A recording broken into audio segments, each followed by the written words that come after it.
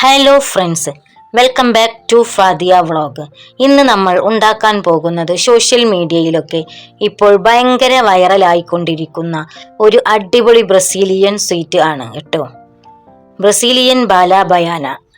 കാണാൻ നല്ല ഭംഗിയും കഴിക്കാൻ അതിലും രുചിയുമുള്ള ഒരു കോക്കനട്ട് കാരമൽ കാൻഡിയാണ് ഇത്.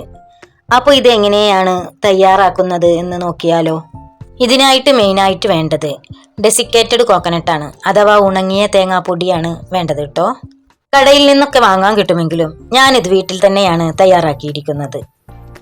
അതിനായി നല്ല കൊട്ടത്തേങ്ങ എടുത്തിട്ട് അതിൻ്റെ പുറത്തുള്ള കറുത്ത തൊലിയെല്ലാം ഫുള്ളായിട്ട് പീൽ ചെയ്ത് ചെത്തി മാറ്റിയെടുത്ത് ഇതുപോലെ ചെറിയ കഷ്ണങ്ങളാക്കി നമുക്ക് ക്യൂബായി നുറുക്കിയെടുക്കാം.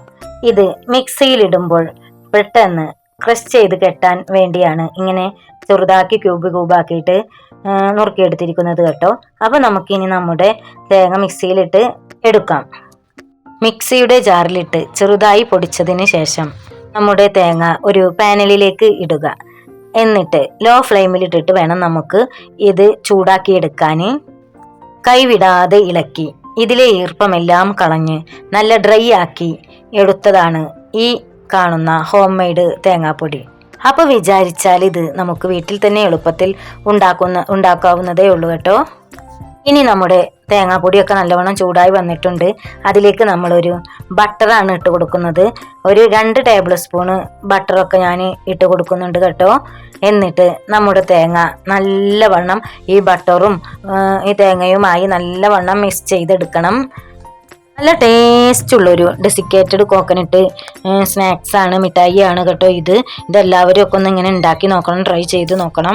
നല്ല ടേസ്റ്റാണ്, കുട്ടികൾക്കൊക്കെ നല്ല ഇഷ്ടപ്പെടും.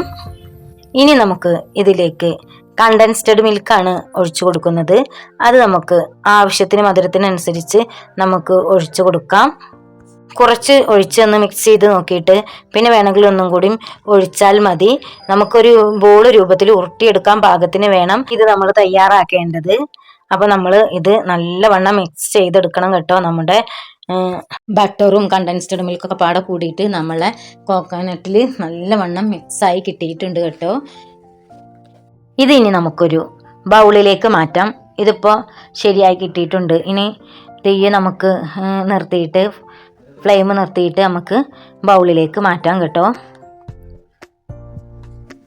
നല്ലൊരു മണം ഇപ്പോൾ തന്നെ ഇതിന് വരുന്നുണ്ട് കേട്ടോ. നല്ല ടേസ്റ്റും ഉണ്ട് കഴിക്കാനായിട്ട്.